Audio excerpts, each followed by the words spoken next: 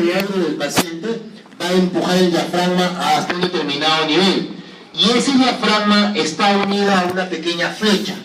Y esa flecha corre a través de un canal que es una escala. ¿Me entienden o no? De flujo en litros por segundo. Entonces, el paciente hace esto y a lo mejor marca 350 litros por segundo. El día de hoy, que es sábado.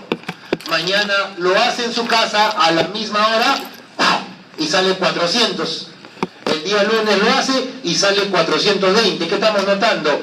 Que está mejorando el flujo del paciente. ¿Y cómo se llama ese valor? Se llama el flujo expiratorio pico. El flujo expiratorio pico. Algunos le llaman también el peak flow en inglés, el peak flow. ¿Para qué sirve este valor? Para que el paciente lo apunte en una hojita y cuando vaya al neumólogo al mes siguiente le diga: doctor, usted me ha dado salbutamol, beclometasona para mi asma, ¿y cómo se siente? Me siento mejor, doctor, muéstrame tus flujos. Y yo veo que el día lunes estuvo en 350, el martes en 300 y después comenzó a sacar 380, 400, 420, comenzó a mejorar. ¿Me hago entender? De esa manera yo veo si está o no respondiendo al tratamiento del paciente. Por lo tanto, la flujometría, que es la prueba más sencilla dentro del punto de vista de función respiratoria, es la medición del flujo expiratorio pico. Vaya, esta computadora está... más virus no puede tener. Ya es la medición del flujo expiratorio pico. ¿Y qué mide el flujo expiratorio pico? Puede medir la severidad de un cuadro obstructivo de una manera sencilla. Esto es importante, monitorea la respuesta al tratamiento, ¿de acuerdo? Puede ser importante durante la exacerbación. Si el paciente llega al consultorio con el pecho cerrado, le hago un peak flow de ingreso, le aplico salbutamol, espero 15 minutos y le hago otro peak flow. Y puede ver qué tanto ha mejorado su flujo. Y por último, detecta el deterioro de la función pulmonar en pacientes asintomáticos. No se olviden, un paciente que tiene tos y esa tos no calma con nada, obligatoriamente una radiografía de tórax. Si la radiografía está normal, obligatoriamente una función pulmonar. Puede ser una flujometría o mejor aún una espirometría. Esta prueba la puede hacer el médico general, la puede hacer el paciente, es sencillo. Y aquí están los flujómetros. ¿Ven? Son modelitos diferentes y se dan cuenta aquí la escala que les comenté o no.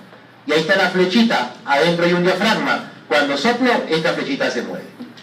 Incluso hay laboratorios que por la compra de un inhalador te regalan tu flujómetro, ¿no? Es realmente de uso bastante común. Bien, la otra prueba que vamos a ver es la espirometría. Vamos a recordar un poquito lo que hicimos ayer, pero vamos a profundizar algo más. A ver, si recuerdan la clase de ayer, ¿qué tipo de... A ver, doctor, usted que está con el celular ahí chateando, ¿qué tipo de espirómetro es este?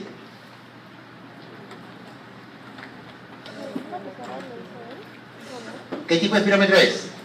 Espirómetro de campana, ¿no es cierto? Lo dije el día de ayer. Es un espirómetro antiguo, pero que sirve todavía. Actualmente los espirómetros vienen a ser espirómetros computarizados, ya son un poquito más complejos.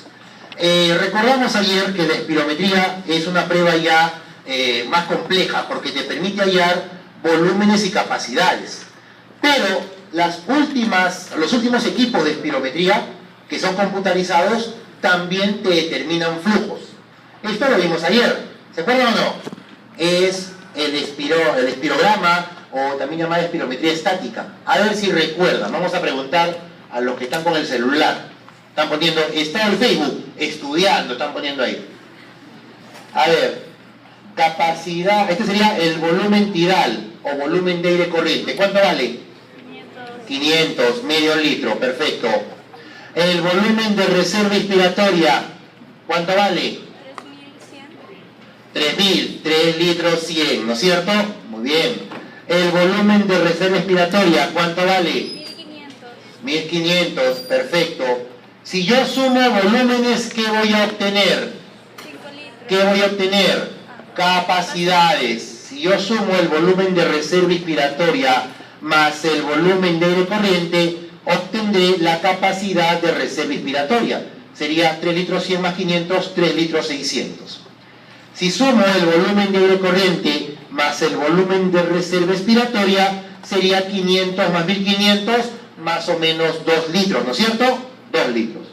¿Y cómo se llama esa capacidad que se obtenía sumando el volumen de reserva expiratoria más el volumen de aire corriente más el volumen de reserva expiratoria? Capacidad vital. Exacto, la capacidad vital. Si sumamos sería 300 más 500, 3600 más 1500, 5100, ¿no es cierto? La capacidad vital más o menos es 5 litros, pero ojo, ese valor depende de qué? De tu sexo, talla, raza, peso, edad, temperatura ambiental y presión barométrica. Varía, no es constante en todas las personas. Es como le dije a mi grupo de práctica en la última práctica de hematofisiología. ¿Es que todos los humanos tenemos 5 litros de sangre? ¿Eso es cierto? No. Tenemos el equivalente al 7% del peso corporal. Yo peso 100 kilos, tengo 7 litros de sangre. Y quien pesa 50 tendrá 3 litros y medio. ¿Me entienden o no? Depende de la estructura corporal de cada ser humano. Ahora, hay un volumen de aire que no se puede medir por espirometría. ¿Cómo se llama? Volumen residual. ¿Cuánto valía? Más o menos 1200 mililitros. Excelente. Y eso que está ahí es lo mismo que vimos ayer. Lo mismo, exactamente lo mismo. No lo voy a repetir. Por lo tanto, con una espirometría, yo puedo tener volúmenes y capacidades. Ahora, las espirometrías computarizadas no solamente van a hallar volúmenes y capacidades, van a hallar flujos. Y para hacer una espirometría es muy sencillo, les comento. El paciente tiene que venir con ropa holgada. Ya, así como estoy, no me puedo hacer una espirometría.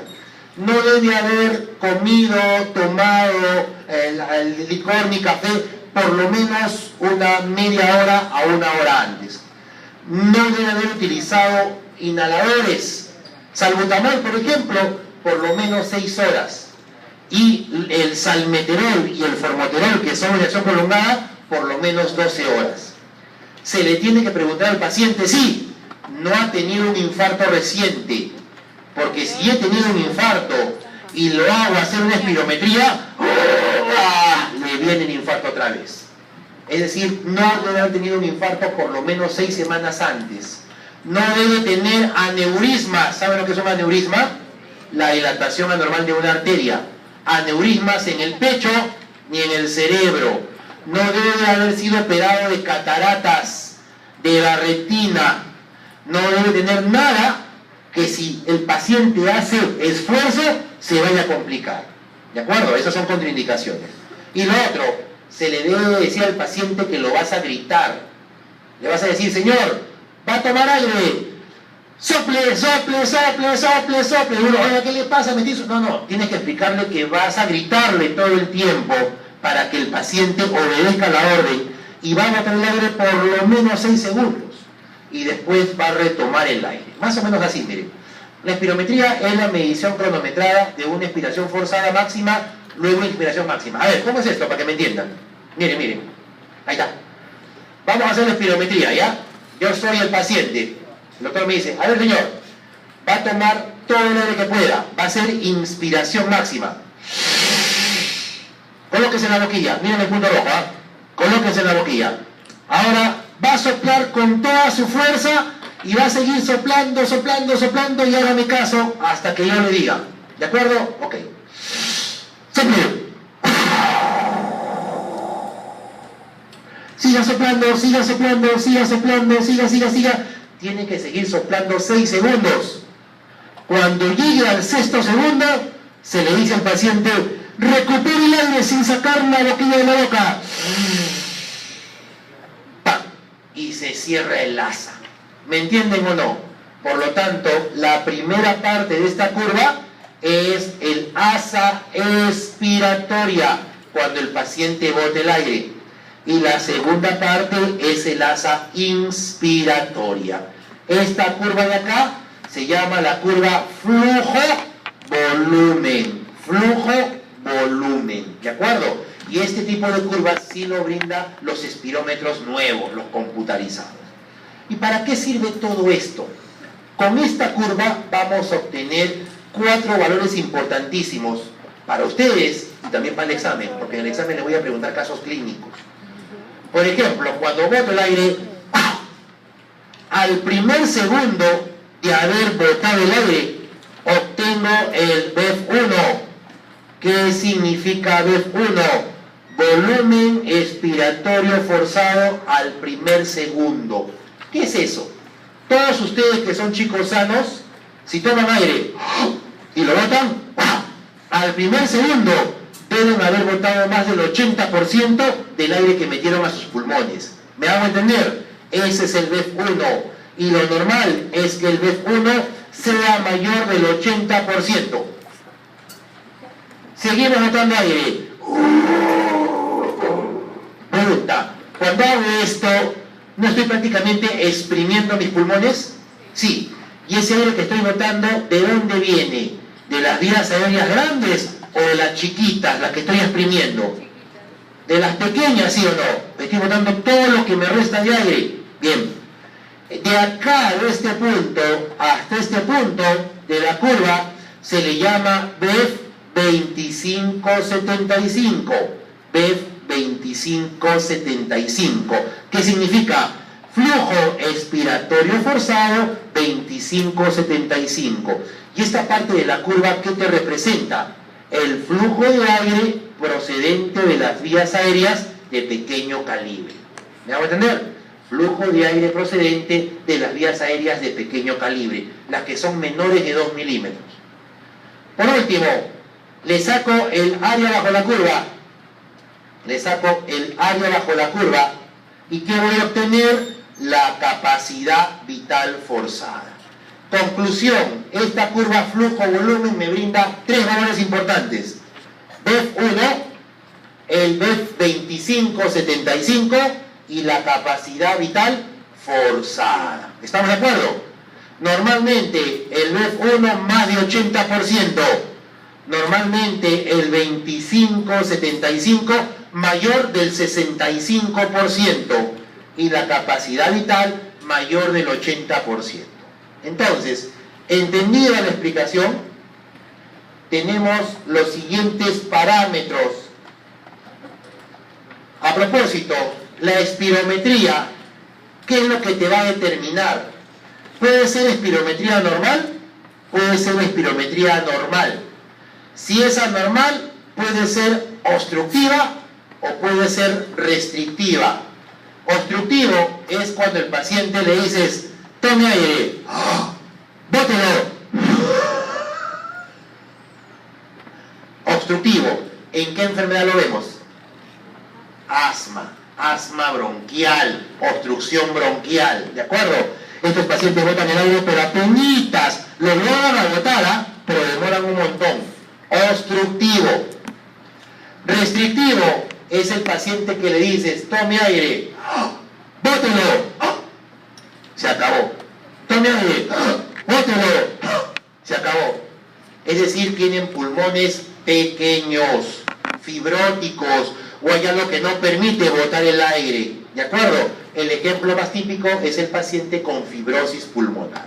Por lo tanto, con una espirometría puedo obtener patrones anormales obstructivos o patrones anormales restrictivos.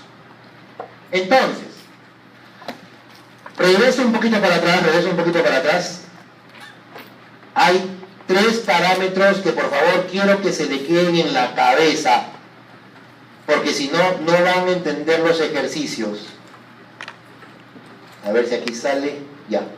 El primer parámetro es el BEF1. El segundo parámetro es el BEF 2575. El tercer parámetro es la capacidad vital. Hay un parámetro más, que es importante que sepan. Es dividir el BEF1 entre la capacidad vital forzada. Lo normal es que sea mayor de 70%. ¿De acuerdo? Listo. Entendido esto, vamos a ver las indicaciones, contraindicaciones de una espirometría. Vamos. ¿A quién le pido espirometría? Pidan espirometría a pacientes que tengan sintomatología principalmente sospechosa de asma, de POC, de problemas bronquiales crónicos. Algún día ustedes van a ser médicos, ahorita están sentados, todo tranquilo. Algún día van a estar parados como yo, haciendo docencia, o estando en un hospital, o estando en un escritorio. Cada uno busca su destino, ¿de acuerdo? Bien. Cuando usted enfrente a un paciente, y le llega un paciente fumador, le va a decir, doctora, yo fumo hace 20 años, por favor, ¿puede decirme usted si estoy bien de los pulmones? ¿Y qué es lo que hace la mayoría de colegas? Le piden una radiografía y lo examinan. Le auscultas el pecho y el aire pasa bien. Ven la placa y le dicen, no veo nada. Aquí los bronquios. Y no son bronquios, los bronquios se ven en radiografía, no se ven. Lo que le estás diciendo al paciente, bronquios, son realmente sus vasos arteriales pulmonares. Pero tú le dices bronquios. Pero no hay problema, está todo bien, qué bueno. Ah, sí, doctora, porque yo como bastante maca, quinoa y mi yogurcito, qué sé yo, de vainilla. Ah, qué bien, excelente. ¿Sabe lo que va a hacer el paciente saliendo de tu consulta? Se va a fumar 3 cajetillas a tu nombre. Porque le has dicho, sigue fumando, pues. Bueno, ¿qué deben saber ustedes? Que cuando tengan un paciente que fuma y cae en sus manos, tienen que pedirle 2 cosas, una tomografía computarizada y una espirometría. Si no, estás haciendo mala praxis, ¿de acuerdo? No estás haciendo lo que se debería hacer. Así que una espirometría, pídanselo en pacientes que tengan riesgo, por ejemplo tabaco, o por ejemplo los que trabajan en minas. Una placa de tórax no sirve, tienen que quitar una espirometría para complementarlo. O aquellos que trabajan, qué sé yo, en la industria textil, en la industria siderúrgica, en todo aquello que pueda contribuir a respirar gases o polvos que vayan a futuro dañar el pulmón. Muchos de ustedes van a hacer especialidad, y de seguro que alguno va a ser neumólogo, otros no, depende, pero quizás por acá alguno va a ser reumatólogo, le gusta la reumatología. Y cuando sean reumatólogos, de seguro que van a enviar muchos de sus pacientes al neumólogo. ¿Qué tiene que ver la reumatología con la neumología? Tiene que ver mucho, porque las enfermedades reumatológicas principalmente afectan el colágeno que está en las articulaciones. Pero ¿qué pasa? Que el colágeno que está en las articulaciones también está en los pulmones, también forma el esqueleto pulmonar. Por lo tanto, se inflaman las articulaciones y ¿qué más? Se inflaman los pulmones. Y con el tiempo, ¿qué desarrolla el paciente? Fibrosis pulmonar. Así que pacientes con artritis, lupus, síndrome de Sjögren, esclerodermia, dermatomiositis, polimiositis y todas las colágenos tienen el riesgo de hacer fibrosis pulmonar. Lo llevan al neumólogo para evaluarlos, tomarles una tomografía y hacerles una espirometría. ¿Me hago entender o no? ¿Ven? Impacto de otras enfermedades. Esto ya lo hemos dicho. Pacientes que van a ser operados. Si me van a operar del dedo gordo, no pasa nada, ahí no pedimos espirometría. Pero si me van a operar del corazón, del pulmón o de algún órgano del hemiabdomen superior, hígado, vesícula, páncreas, estómago, ahí sí se recomienda espirometría. ¿Por qué? Porque el día que ustedes vean, o ustedes los operen de la vesícula, al día siguiente van a estar así. ¿Qué pasa? No puedo respirar porque me duele. Es lo primero que te dice el postquirúrgico. Le duele. Y como le duele, deja de respirar bien, se acumula secreción y se generan atelectasias. ¿De acuerdo? Se complica el paciente. Para eso, preveo como una espirometría si a lo mejor el paciente lo nebulizo antes de la operación. Voy por la calle, el ejemplo del celular de ayer, ahora estoy con mi PAL, ¿no? Hay PALes, ¿no? Y vienen y me quieren robar y me pongo a defender mi maquinita y me comienzan a patear y los choros me fracturan las costillas y me dañan el pulmón, laceración pulmonar. Bueno, me enviaban al hospital y después me entero que lo chaparon a los 3 delincuentes. Listo, juicio, ya. Ok, no solamente pides cárcel para el delincuente, ¿qué pides? ¿Reparación civil o no? Por lo tanto, ¿de qué depende la reparación civil? De cuánto daño te ejercieron y cuánto daño quedó en tu cuerpo después del hecho. Te van a hacer una espirometría. Y te conviene que tu espirometría esté mal o esté baja, porque a más baja esté, más plata te cae. teóricamente. Soy investigador clínico y acabo de desarrollar el jarabe de extracto de cáscara de plátano bizcochito para el asma bronquial. Y quiero saber si este jarabe de cáscara de plátano bizcochito es bueno para el asma. ¿Qué hago? Tengo que buscar mis pacientes, consentimiento informado, mi grupo control, mi grupo de ensayo y lógicamente después de dar el jarabito, hacerle espirometría a ver si es que realmente es broncodilatador o no, ¿no? O sea, para estudios, tanto ensayos clínicos como epidemiológicos, también se usa. Bien, espirometría, contraindicaciones. No se le debe hacer espirometría al paciente con neumotórax o neumomediastino, porque si sopla, el neumotórax se va a aumentar y el paciente va a entrar en insuficiencia respiratoria. En pacientes que están hemoptizando, ¿saben lo que es hemoptisis? Es la expectoración con sangre, lo que frecuentemente se ve en los pacientes con TBC, pero quiero que sepan que no solamente hemoptiza el que tiene TBC, tiene muchísimas causas más. Bueno, aquel que esté botando sangre no se le debe hacer espirometría. Paciente con aneurisma torácico cerebral, infarto reciente, angina inestable o desprendimiento de la retina, no se le debe hacer espirometría, porque al soplar va a ser valsalva, va a ser esfuerzo y puede complicar estas situaciones. Relativas. Si tengo un paciente con traqueostomía, ya lo van a ver aquí, ¿ya? No se les ocurra hacer la espirometría conectando la boquilla al cuello. Sople. No. Así les digo, porque yo manejo residentes, manejo internos en el hospital y bueno, pues me encuentro cada cosa y mi objetivo es cursarlos, guiarlos, orientarlos, ¿no? Y un día había un R que estaba haciendo un espiro por el cuello, ¿no? A él más bien casi lo cojo del cuello. Y le dije, no se hace eso. Lo que se debe hacer es ocluir el tubo de traqueostomía y se debe hacer por boca. Si es que no lo tolera, mejor no hacerlo. ¿De acuerdo? Ausencia de piezas dentales. Los viejitos, se puede hacer. Realmente no veo que sea una contraindicación mayor. En mis parálisis faciales, si tengo parálisis facial y la comisura se cae, sencillo. Coloco la boquilla y con un esparadrapito le levanto la comisura. Se acabó. Y le hago el espiro. Esto sí es interesante. Náuseas y falta de comprensión. Y esto lo comento todos los años, seguro que sea en la clase grabada. Yo he trabajado 5 años en la Marina, y cuando se presentaban los chicos a la escuela naval, que es la escuela de oficiales, bueno, venían chicos de diferentes lugares, pero la gran mayoría venía de estrato socioeconómico, ¿cómo llamarlo? Alto si quieren, ¿ok? Y venían bajo el brazo con un montón de recomendaciones, ¿ya? Habían esos chicos con apellido poco largo, ¿no? Como 5 apellidos en uno, en fin. Y un día vino uno de ellos. El chico, bien, atléticamente bien, todo chévere, ¿no? Sus apellidos grandazos. Bien. A ver, señor, espirometría. Apenas se puso la boquilla, comenzó a hacer náusea. Cálmate, le digo. Otra vez lo vamos a volver a hacer. Colócate la boquilla. Nada. No ha aguantado. A ver, cálmate. Toma aire y regresa. Nada. Ya, hasta luego. Va, inacto. A los 10 minutos me reventaban el celular. Aló, doctor Casanova, le habla al almirante XXX. ¿Cómo está, almirante? Usted acaba de desaprobar a mi ahijado. Discúlpeme, doctor. Almirante, yo no he desaprobado a nadie, él se ha desaprobado. Le pongo la boquilla y vomita, por favor, quiero que le dé una oportunidad. Bueno, perfecto. Pasa, amigo, pasa. Ya, nada. Jalao. Pregunta, ¿fui mala gente o fui buena gente? Fui buena gente, porque estos patas, cuando los ingresan a la escuela, los bautizan. ¿Y saben cuál es el bautizo? Los lanzan del buque.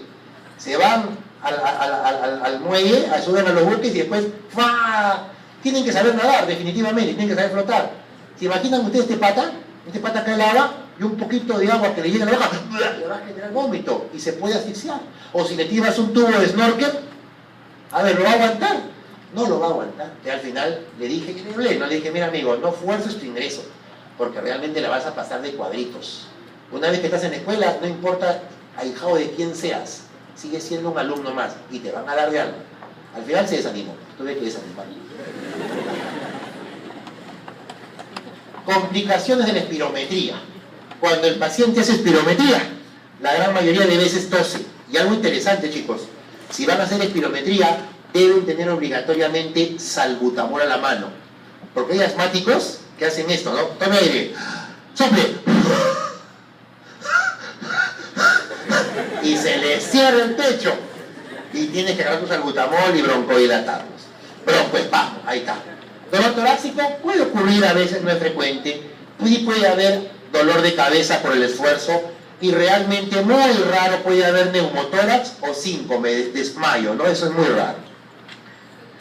Entonces, aquí tenemos a un nene haciéndole una espirometría. Es un niño definitivamente mayor de 7 años, porque la edad recomendable para hacer espirometría es desde los 7 hasta los 99 años. En pocas palabras, no habría límite superior de edad, pero sí se recomienda que sea después de los 7 años. ¿Por qué?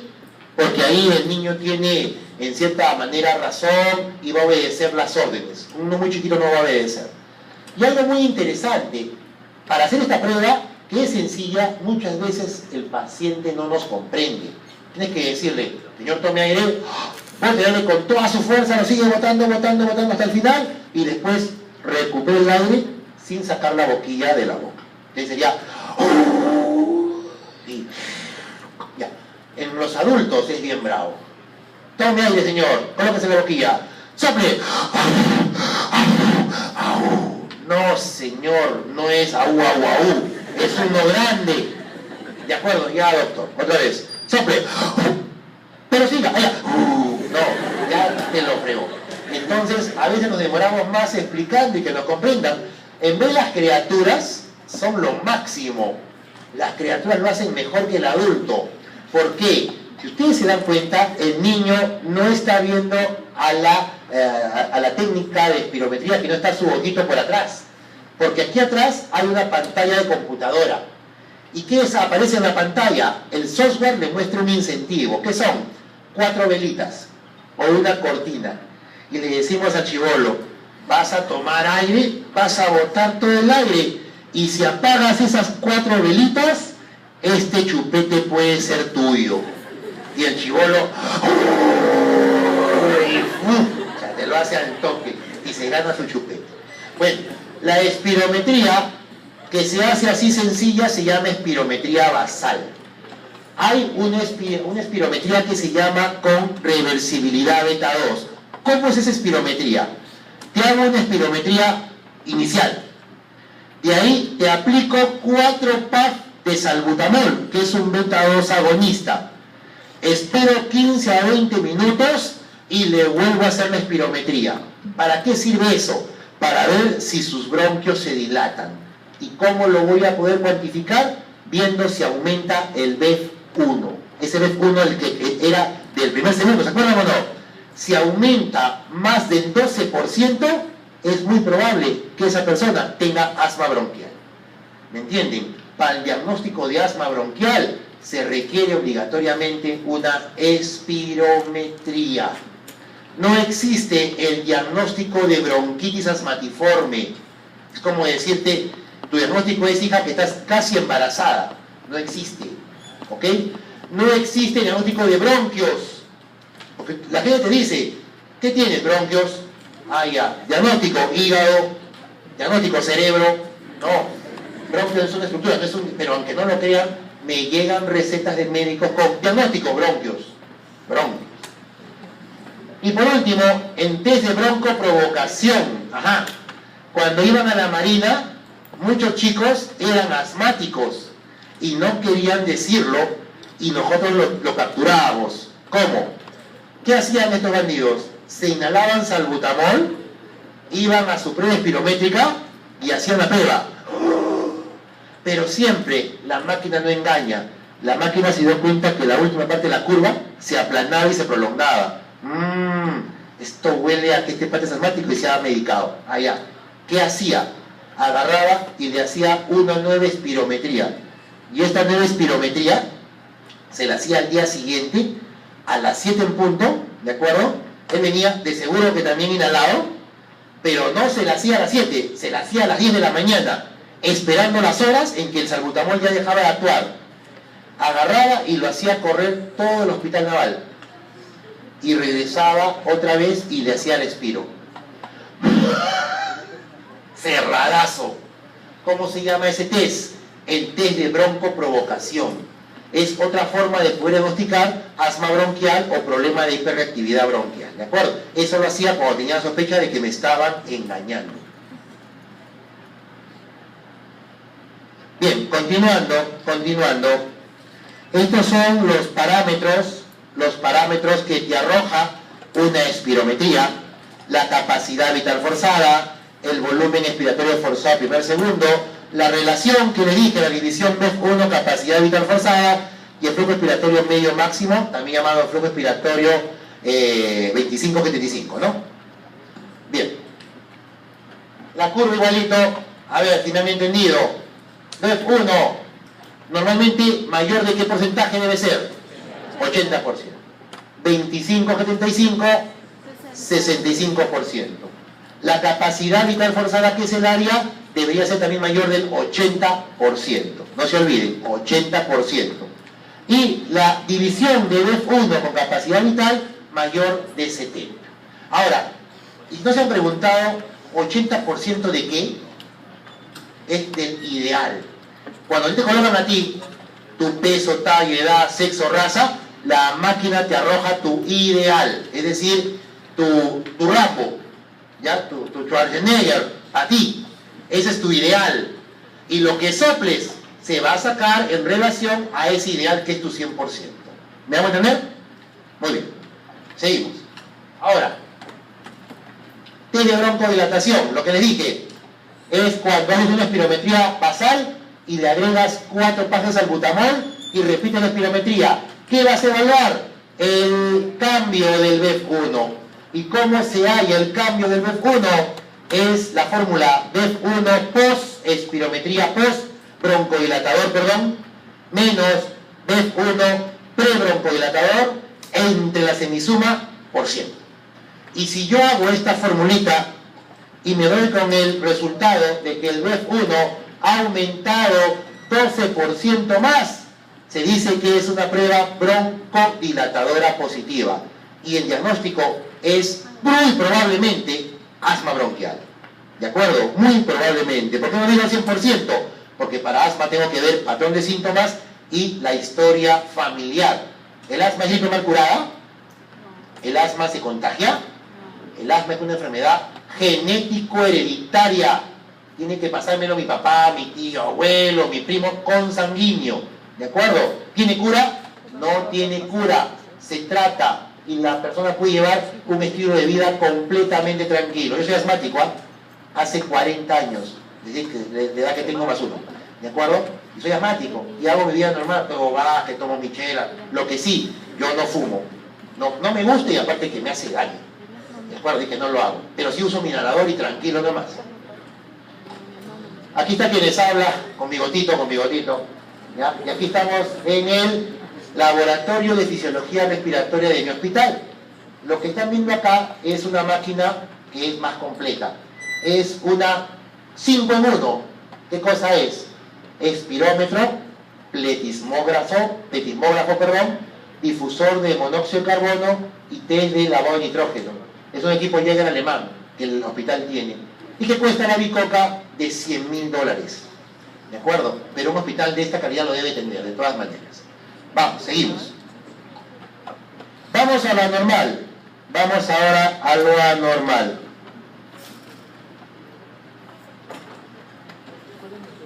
Con respecto a lo anormal, veamos aquí este patrón. Este patrón es un patrón anormal que aparece cuando hay algún tipo de enfermedad, sobre todo las obstructivas. Aquí vemos a una niña prácticamente casi ahogándose y aquí vemos a un niño que está con signos de atrapamiento a él. Y esto lo vamos a encontrar en qué enfermedad? En el asma bronquial, sobre todo en las formas severas. Y el asma bronquial es el paradigma de enfermedades pulmonares obstructivas, ¿de acuerdo? Donde el paciente tiene disminución del calibre de la vía aérea. Pero ojo, solamente el asma bronquial te genera patrón obstructivo, no. También la bronquiectasia, el EPOC por fumar mucho, ¿de acuerdo? Por fumar mucho, la bronquitis, los cuadros de broncomalasias, todo aquello que hace que el bronquio tienda a cerrarse. Eso lo van a ver bastante bien cuando lleven semio. Y esto sí les puede venir en el examen, ¿no? ¿Qué es lo típico de un patrón obstructivo? En que el paciente cuando bota el aire, lo bota de poquito en poquito, porque el bronquio está cerrado, ya sea por moco o porque está contraído. ¿Qué es lo que más va a disminuir en el patrón obstructivo? Principalmente el BEF1. No se olviden, lo que más se altera en una espirometría, en un obstructivo, es el BEF1. La capacidad vital puede estar normal o disminuida, pero mayormente no se altera.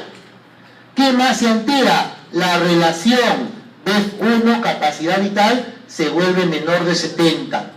Y también disminuye el 25-75. Si les pregunto en el examen, en un patrón obstructivo, qué es lo que más se altera, ya saben qué responder. Y algo interesante, el BEF1 a medida va disminuyendo más. El cuadro obstructivo se vuelve más y más severo. Pero yo les voy a preguntar casos clínicos. Quiero que piensen, es lo principal. Un minutito, por favor, ¿ya? ¿Aló?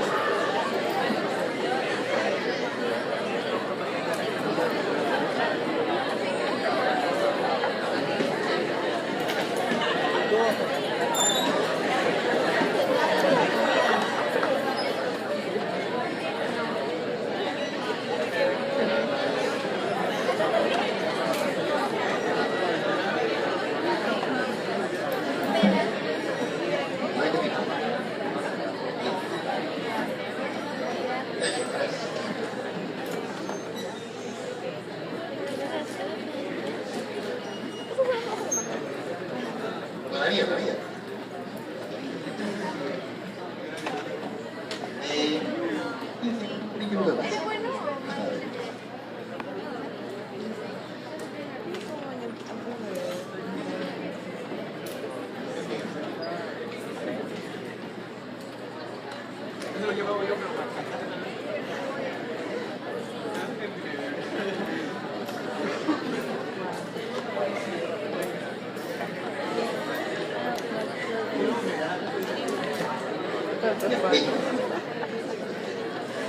Bien, ya chicos, gracias, disculpen la interrupción, pero cosas de...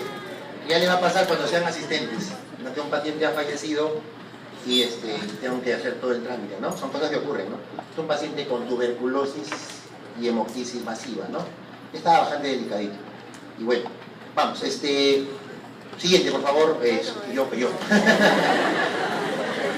Siguiente soy yo. Vamos, con respecto a la curva flujo-volumen que les mostré, aquí solamente estoy mostrando la parte del asa espirométrica, ¿de acuerdo? La parte de arriba. Lo que está acá es una curva normal, Miren, el paciente toma aire, sopla fuerte, bota aquí su BEF1 y después su 25-75, ¿sí o no? Y lo que está acá abajo el área sería la capacidad vital. Miren aquí la curva de un obstructivo. El paciente toma aire, bota con fuerza y aquí vemos que llega solamente a 6, cuando lo normal para este caso debería ser 8. Por lo tanto, su BEF1 está disminuido. Y miren la forma que adopta la curva, esto no se olviden. En vez de ser una pendiente, se vuelve una concavidad. Y esta forma cóncava es porque aquí te hace esto, pues. ¿Me entienden o no?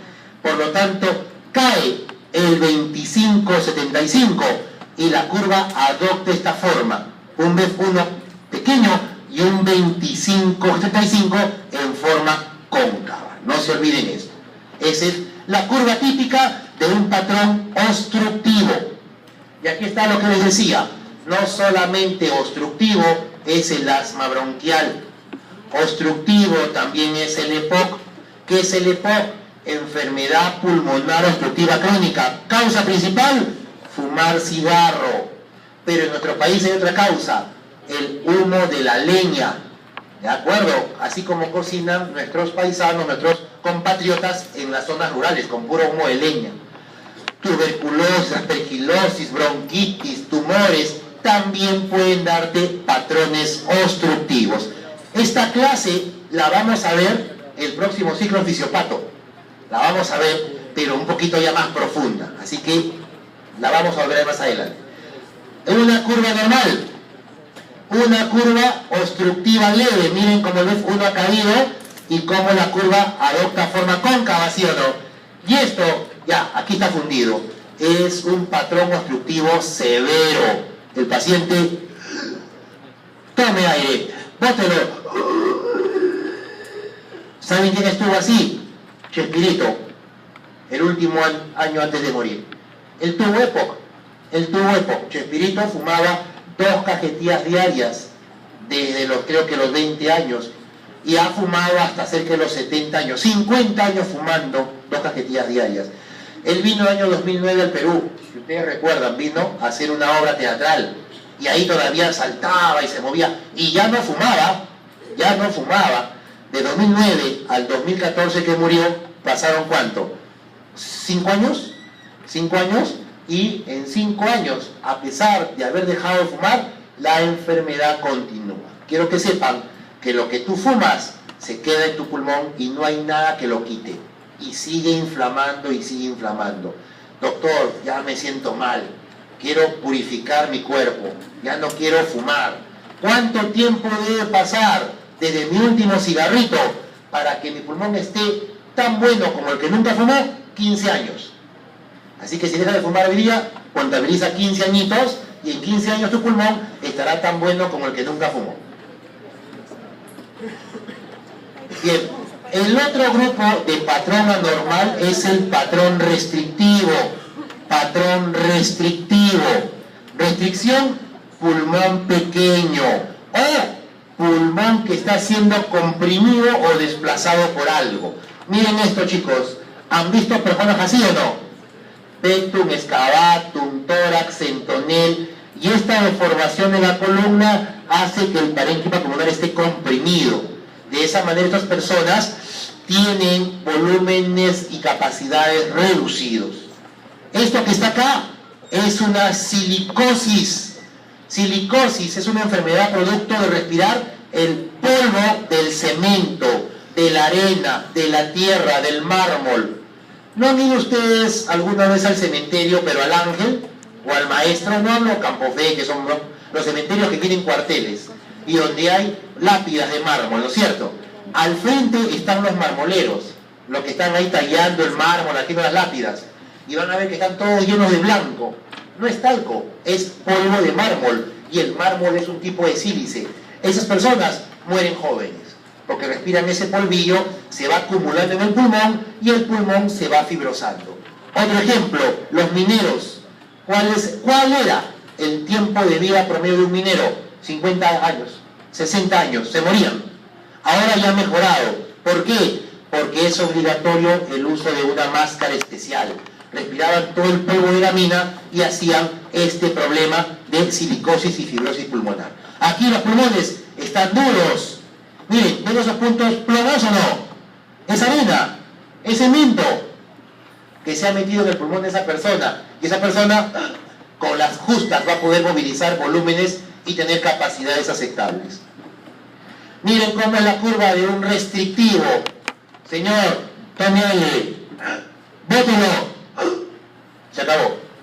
Se acabó. Tienen volúmenes muy pequeños. Y en ellos, lo que está principalmente disminuido no es tanto el F1, es la capacidad vital forzada. En ellos, lo que más se disminuye es la capacidad vital forzada. Mueven muy poco volumen de aire. Muy bien. Causas de patrón restrictivo, ya hemos dicho, fibrosis. Pero solamente fibrosis, no. También problemas neuromusculares. Ya lo van a llevar en semiología y medicina. El síndrome de Guillain-Barré. Ejemplo, soy un paciente que quiero vacunarme. Voy a vacunarme contra, vamos a poner, contra la polio, el tétanos o otra cosa. Me colocan mi inyección de mi vacuna. Bueno, 99.99% de pacientes que le colocó la vacuna no pasa nada. Pero hay un 0.01 que sí. ¿Y qué va a comenzar a presentar la persona? Debilitamiento muscular. Comienza en las piernas, va ascendiendo y cada vez se siente más débil, ya no puede caminar y en un momento dado también comienza a afectarse el diafragma y el paciente ya no puede ventilar y comienza a tener problemas de tipo restrictivo. Se llama el síndrome de Guillain-Barré, es una enfermedad autoinmune, inmunológica, en este caso inducida por la vacuna. También estoy con mi caballo y me caigo del caballo y me rompo el cuello. Les comenté ayer, traumatismo vértebro-medular, lesión, cuadriplegia. El paciente cuadripléjico no tiene la capacidad para ventilar, requiere soporte. Y si le hago una espirometría, me va a salir patrón restrictivo, porque no puede movilizar mucho volumen de aire. Personas a los cuales se le ha hecho toracoplastía. ¿Alguien sabe qué es la toracoplastía? Bien, les comento. Tuberculosis. ¿Cuándo? Buenas noches, adelante. Tuberculosis. ¿Cuándo se creó el primer antituberculoso? ¿En qué año o más o menos en qué década? ¿Alguien sabe? Fue en la década del 40 del siglo pasado, 1940. Antes de eso, ¿con qué curaban la tuberculosis?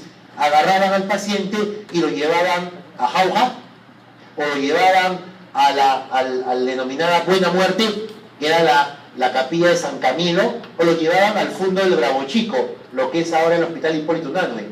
Y ahí, ¿qué les daban? Leche, carne, mucho oxígeno y esperar. De 10 pacientes se morían 5. De los 5 que quedaban, 3 perdían un pulmón y 2 quedaban más o menos. ¿De acuerdo? Así era cómo evolucionaba la TBC. Ahora eso ha cambiado. Bueno, si yo tenía acá un tuberculoma, una lesión tuberculosa, y como no tenía antibióticos, ¿qué es lo que hacían los cirujanos? Te sacaban costillas, tac, tac, tac. te sacaban las 3 primeras costillas y todo tu pecho se hundía adentro. Comprimía el pulmón enfermo, el pulmón con las bacterias, lo comprimía. Y recuerden microbiología, el bacilo de Koch, ¿qué tipo de bacteria es? ¿Es aerobia o no es aerobia? Es aerobia. Y si yo comprimo el pulmón, voy a transformar ese medio en un medio anaerobio. Y de esa manera el bacilo moría. Todos felices, excepto el paciente. Quedaba que se vaya a la playa con tremendo hueco en el pecho, todo hundido. Se llamaba toracoplastía. Bueno, a esos pacientes tú le pides hacer una espirometría y te sale el patrón también restrictivo. ¿Qué es esto? A ver, voy a preguntar a que están chateando con el celular. Ajá, todos me están mirando ahora. ¿Qué es esto? Este de acá es una radiografía de tórax y una tomografía de tórax de un paciente con fibrosis pulmonar idiopática. Un paciente que nunca fumó, que nunca bebió, muy metódico él o ella, muy cuidadoso, con todas las vacunas, le diagnostican esto y muere a los 3 años. Porque la fibrosis pulmonar idiopática no tiene cura y tampoco no tiene causa conocida. No es cáncer, es fibrosis. El pulmón se va haciendo cada vez más duro, más duro, más duro y al final parece un corcho y el paciente muere ahogado. ¿Le das oxígeno? No entra, no hay difusión. Es una muerte bien triste. Por eso la enfermedad es una enfermedad que debe ser diagnosticada precozmente. A ver, una tomografía. Y en la tomografía, si ustedes ven, se ve el pulmón izquierdo, pero no hay pulmón derecho. Esta es una tomografía que hice cuando era R3 en el hospital Neoplásicas. No hay pulmón derecho. Es un gran y gigantesco tumor. Le hicimos la espirometría y salió con una restricción severa. Bien, ¿qué cosa es lo que tenía? Preguntamos a la paciente y nos dijo, bueno, hace un año me salió un bultito en la pierna, ¿no? Que es el muslo, y me lo sacaron en el hospital XXX. ¿Y después qué pasó? No, yo no regresé. A ver, señora, muéstreme la cicatriz de la pierna, quiero verla. Ajá, era una gran tumoración y la cicatriz. Y en la tomografía de esta lesión se ve un gran tumor dependiente de músculo. ¿De qué se trató? Un rhabdomiosarcoma, un tumor maligno de músculo estriado, que ya había pegado ¿hacia dónde? Hacia pulmón. En pocas palabras, era ya un estado incurable. ¿De acuerdo? ¿Culpa de quién? No tanto del paciente. El paciente no tiene por qué saber. Culpa del médico que lo atendió y no le dijo, señora, tienes que regresar en una semana a ver tu resultado. No te pierdas. ¿Me entienden o no? Porque por ella, ya me sacaron el mal, pues. Era un bultito. Si hubieran sabido, la curaban. No se enteraron, no se enteró y la enfermedad avanzó. La paciente ya había fallecido. Y por último, los patrones mixtos. Es cuando son tanto obstructivos como restrictivos. Tienen los dos patrones y lo encontramos sobre todo en pacientes con EPOC avanzado. Todo está disminuido. BEF1, capacidad vital y la relación. Muy bien, este cuadro que se ve difícil es muy sencillito. Miren, vuelvo a repetir. Obstructivo, lo que más se altera es el BEF1, obstructivo. También cae, ¿esto qué es? La relación BEF1 entre capacidad vital forzada. Así también se puede colocar como nomenclatura. Cae. Y también cae el 25-75. En el restrictivo, lo que cae principalmente es la capacidad vital forzada. El resto puede como no puede caer, pero esto es lo que más cae. En el mixto, todo cae. Y hay un patrón más, obstructivo mínimo. Es este que solamente cae el 25-75. Por eso es importante la espirometría en la gente que fuma. Porque tú le puedes decir, señor, ya no siga fumando. ¿Por qué, doctor? Porque hay un parámetro que ha salido bajo. Y ese parámetro me dice que a futuro su enfermedad puede ser EPOC. Te vas a volver un cuadro crónico. ¿Me entienden o no? Y tú asustas al paciente y el paciente deja de fumar. Muy bien. Bueno, aquí luce un servidor con 10 kilos de más. Estamos en ¿Esto dónde quedó? ¿Dónde fue? Esto fue en Montevideo, en Uruguay, para el Congreso Latinoamericano de Neumología del 2012. Pletismografía. Ya falta poco para acabar. Pletismografía es una prueba más compleja. Es una prueba más compleja. ¿Por qué? Porque te va a permitir hallar volúmenes, capacidades, flujos y resistencias. Miren, volúmenes, capacidades, flujos y resistencias. Y algo más, la pletismografía te permite hallar volumen residual. Y si yo hallo volumen residual, pregunta, ¿puedo hallar capacidad pulmonar total, sí o no? Sí. ¿Cuánto cuesta una espirometría en la calle? 50 a 150 soles. ¿Cuánto cuesta una pletismografía? 200 a 400 soles. Cuesta un poquito más compleja. Esta prueba, por lo tanto, es una prueba que os va a permitir hallar volúmenes, capacidades, resistencias y también flujos. Y el equipo es más complejo, por eso cuesta más. Ese equipo que vieron en la foto anterior, ¿se acuerdan o no? ¿No? Parece como una cabina presurizada, donde el paciente ingresa, y al ingresarse el paciente, hay sensores que van a percibir cuánto de masa o volumen de aire desplazó la persona por ingresar. Y eso va a servir para poder hallar, poder extrapolar valores matemáticos y obtener volumen residual. ¿De acuerdo? Por eso es importante que el paciente entre solito, no es que entre con su pitbull, con su mochila, y eso crea más volumen y va a tener los resultados. La maniobra es más compleja y va conectado a un traductor y a un sistema computarizado. Lo importante es que te va a botar bastante información. Solamente les nombro las más importantes. De todo lo que está acá, lo que más importa, volumen residual. Te permite hallar volumen residual, volumen tidal, volumen de reserva respiratoria, capacidad residual funcional, capacidad inspiratoria, capacidad vital y capacidad pulmonar total, que es mucho más complejo. ¿Okay? Permite hallar procesos obstructivos, restrictivos, mixtos. También puedes hacer test de broncodilatación. ¿Ya? Es una prueba bastante importante. Aquí está, miren, al paciente dentro de la cabina presurizada, ¿de acuerdo? Y se le ha pedido que venga con una ropa holgada para que pueda hacer las maniobras de manera adecuada. Y aquí vemos a un colega haciendo las maniobras, y aquí está haciendo, pues, a propósito, acá hay un micro, aquí es un micro, él habla, y aquí por dentro el paciente escucha, ¿no? Porque está herméticamente cerrado, y no hay micro, no lo escuchas, ¿ya? Y el paciente también. Todo lo que aquí el colega le diga, señor, respire, no respire, contenga el aire, todo el paciente lo va a ir haciendo para obtener una buena prueba. Muy bien, ¿qué es lo normal? Lo normal, primero, cuando la capacidad pulmonar total está de 80 a 120, se dice que es una capacidad pulmonar total normal. Si está a menos de 80, se le llama capacidad pulmonar disminuida. Y cuando está más de 120, capacidad pulmonar aumentada. Y les hago la pregunta, si tengo fibrosis, pulmón chiquito, ¿cómo estará mi capacidad pulmonar total? ¿Disminuida o aumentada? Disminuida.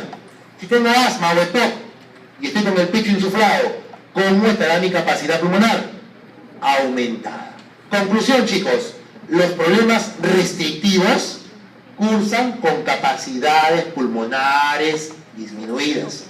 Los problemas obstructivos cursan con capacidades pulmonares aumentadas. No se olviden eso. Muy bien. A ver, no han llegado todavía a radiología, pero el próximo año lo llevarán. Y el día que pasen por el 2 de mayo y pasen por mis manos, les voy a preguntar, descríbeme la placa.